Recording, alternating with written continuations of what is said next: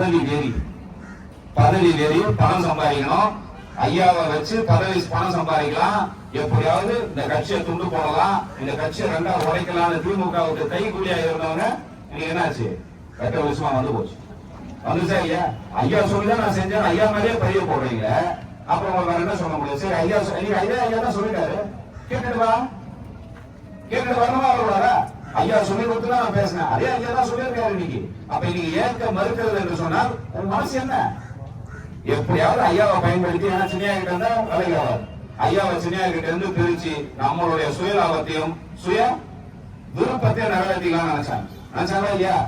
அப்படி நினைச்சவங்களுடைய வெளிச்சம் இன்னைக்கு கூட்டம் எல்லாம் வெளிப்பட்டு இன்னைக்கு இந்த சமுதாயத்தின் முன்னாடியும் இந்த கட்சியின் முன்னாடியும் அம்பலப்பட்டு நிற்கின்ற கேவலப்பட்டு நிற்கின்ற சூழ்நிலை இன்றைக்கு காலம் உருவாக்கி கொடுத்திருக்கிறது. மருத்துவர் ஐயா புரிஞ்சுக்கிட்டாரு.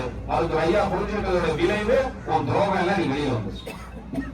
யோசிங்க, நான் ஐயாவோட விசுவாசி அப்படியே இருப்பேன். அப்ப உன் பையனை மட்டும் கொண்டு போய் காங்கிரஸ் கட்சியை நிக்க வச்சு பாட்டாளி முறையில் வச்சு தோக்கடிப்பேன்.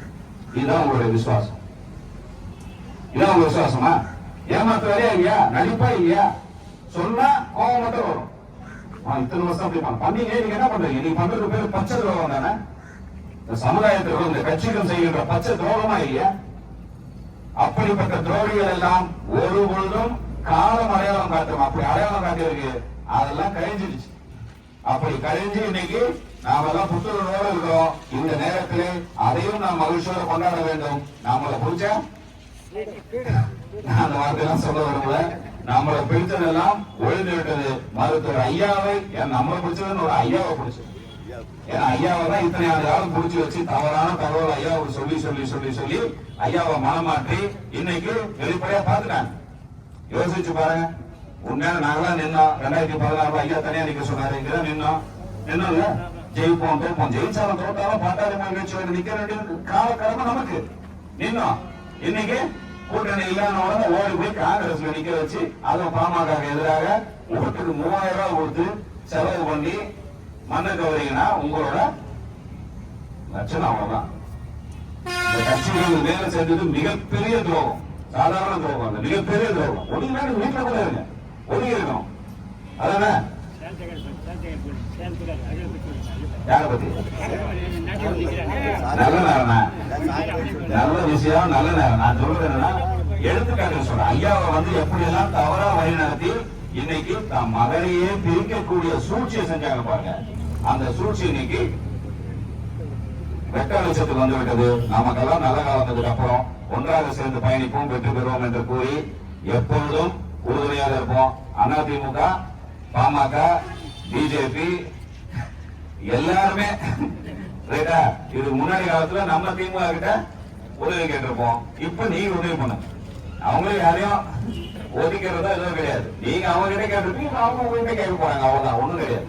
போய் அவங்களையும் சேர்த்து யாரையும் நம்ம விரோதியா பார்க்க வேண்டிய வேலை கிடையாது. இன்னைக்கு நம்ம கிட்ட உண்டான அந்த அதிகாரத்தை நீங்க பயன்படுத்திக்க, ஒதுங்கி நிக்காது. ரைட்டா. பாமக தான் போய் கேட்கணும். அதிமுக, பாமக, அதிமுக எல்லாம் ஒண்ணுதான்.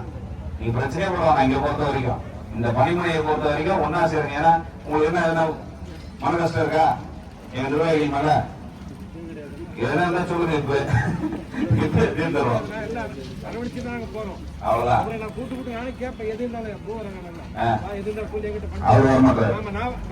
நீங்க மக்கள் கட்சியினுடைய துவக்க நாளிலே துவக்க விழா நிகழ்ச்சியாகவும் ஒற்றுமை, தொழிற்சங்க ஒற்றுமை, தொழிலாளர் ஒற்றுமை,